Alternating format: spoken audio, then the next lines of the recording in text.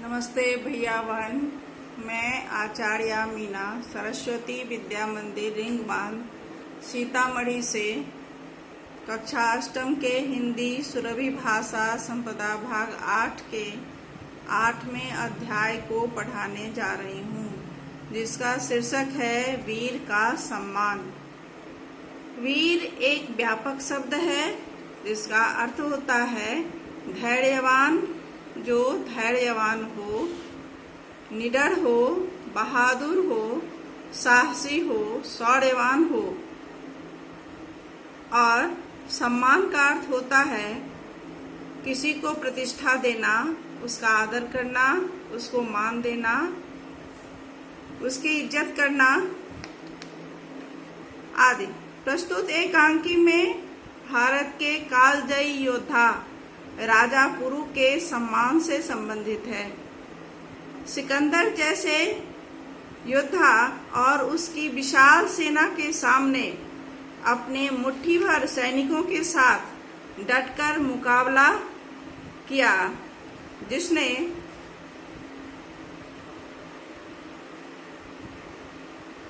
आइए अब हम प्रस्तुत शीर्षक एकांकी के कुछ प्रमुख शब्दों से परिचित होते हैं, जो इस प्रकार से है। पहला शब्द है आक्रमण।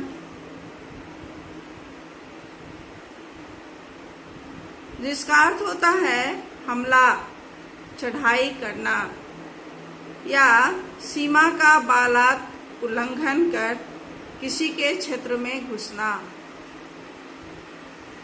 दूसरा अर्थ है विचार विमर्श, जिसका अर्थ होता है सलाह मशविरा, सोच विचार। आगे का शब्द है सम्मुख, जिसका अर्थ होता है सामने, आमने सामने या सामने में। चौथा शब्द है कायर, जिसका अर्थ होता है डरपोक, भीरू, जिसमें साहस नहीं हो। आगे का शब्द है अधीनता,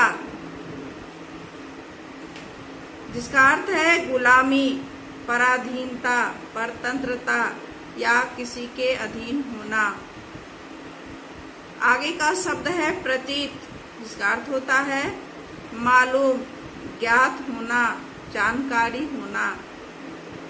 उसके आगे का शब्द है रोष, क्रोध, गुस्सा। उसके बाद शब्द है वध,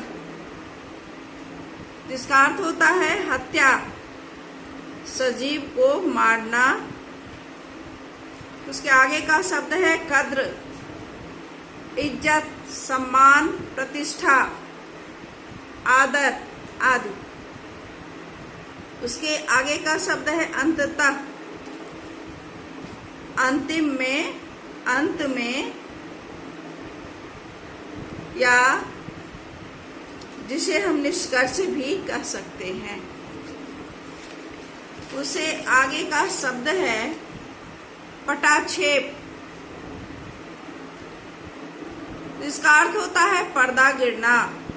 नाट्य मंचन के समय जब पहला दृश्य समाप्त होता है तो पर्दा गिराया जाता है। इसे ही पटाक्षेप कहते हैं, जिसका अर्थ होता है पर्दा गिरना। आगे का शब्द है कृतज्ञ, जिसका अर्थ होता है एहसानमंद, किसी के द्वारा किए गए उपकार को मानने वाला। उसे आगे का शब्द है संतुष्ट, जिसका अर्थ होता है तृप्त होना, तृप्ति पाना, पूरा होना, और जिसे संतोष आ जाए। उसे आगे का शब्द है मुद्रा, जिसका अर्थ होता है चेहरे का भाव। अर्थात कलाकार कुछ बातों को अपने चेहरों से व्यक्त करता है, वह मुद्रा कहलाता है। अर्थात उसकी चेहरे की भाव भंगिमा या चेहरे का भाव। उसे आगे का शब्द है आत्मसमर्पण,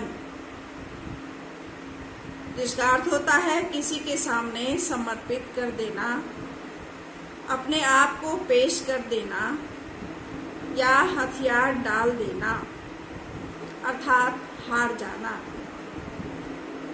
उसे आगे का शब्द है स्वाभिमान, का अर्थ होता है अपना सम्मान, अपनी प्रतिष्ठा, अपना इज्जत इत्यादि। इसके आगे का शब्द है मंत्रणा गृह।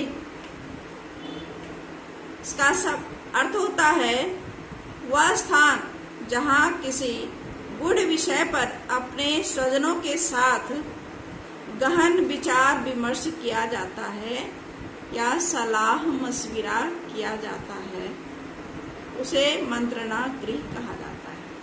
अर्थात मंत्रणा गृह का अर्थ होता है वह स्थान जहाँ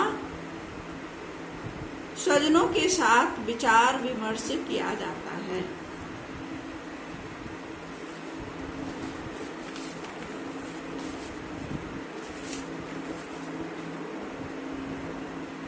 नाटक एक साहित्यिक विधा है।